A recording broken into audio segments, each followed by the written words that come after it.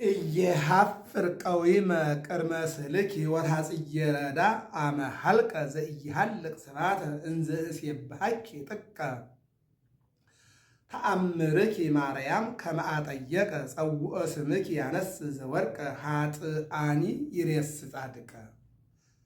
በስዕልሽ ፊት ቆሜ አላፍርም።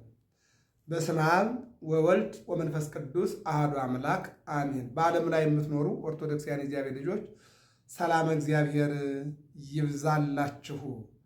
እንግዲህ ከመስከረም 26 እስከ ጥቅምት 30 ሰንበታትን 5 ሰንበታትን አልፈን አሁን ከህዳር 1 እስከ ህዳር 5 ደግሞ ያው አጠቃላይ ከመስከረም 5 ቀን ከህዳር 5 ቀን 10 ጥቅምት 30 40 ቀን ነው የእመቤታችን የስደት የጽጌ ወርሃ ጽጌ ዘመነ ጽጌ ተብሎ የሚታሰበውና አሁን ላይ መጨረሻው ሰዓት ላይ ደርሰናልና በሱ ዙሪያ እንነጋገራለን።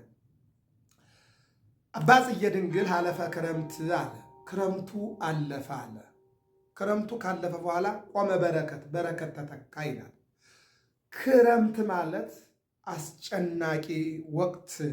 አዎ ከላይ የሚወርደው ዝናብ፣ ከመሬት ላይ ያለው ጭቃና የወንዞች መሙላት፣ እግርን እንደፈለገ አንስቶ መጓዝ አለመቻል። ይህንን በማቴዎስ ወንጌል ምዕራፍ 24 ላይ ጌታ ተናግሯል። ወኢይኩን ጉያክሙ እመሂ በሰንበት ወእመሂ በክረምት። ስደታችሁ በሰንበት አንድም በክረምት እንዳይሆን ብሏል። በሰንበት የሚያደክም መንገድ መጓዝ አይቻልም። በክረምትም እነሆ እግርን አንስቶ እንደፈለገ መጓዝ አይቻልም። ወንዞች ይሞላሉ፣ ጭቃዎች ይበረታሉ። አዎ ማዕበሉ ይበረታል፣ ነፋሱ ይበረታልና መጓዝ ስለማይቻል ክረምት ማለት ጨለማ የሚበረታበት፣ ዝናብ የሚበዛበት፣ ጭቃ የሚበረታበት ይልቁንም ደግሞ አዎ ወንዞች ሞልተው እንደፈለገ ሰው የፈለገው ቦታ ደርሶ መመለስ የማይችልበት ሰዓት ነው። አባቶቻችን ክረምትን በብሉይ ኪዳን መስለውታል። ብሉይ ኪዳን 5500 ዘመን የጨለማ ዘመን ነው። ነገር ግን ተስፋ ነበረ በውስጡ።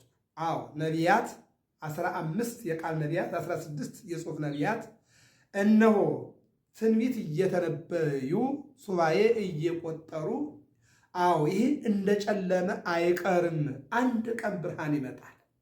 እንደውም ነቢዩ ሚክያስ የሚባል አንትኒ ቤተልሔም ምድረ ኤፍራታ ኢትትያኪ በነገሥተ ይሁዳ እስመ እምኔኪ ይወፅእ ንጉሥ፣ አንቺ ቤተልሔም እንዲህ እንደሆንሽ አትቀሪም።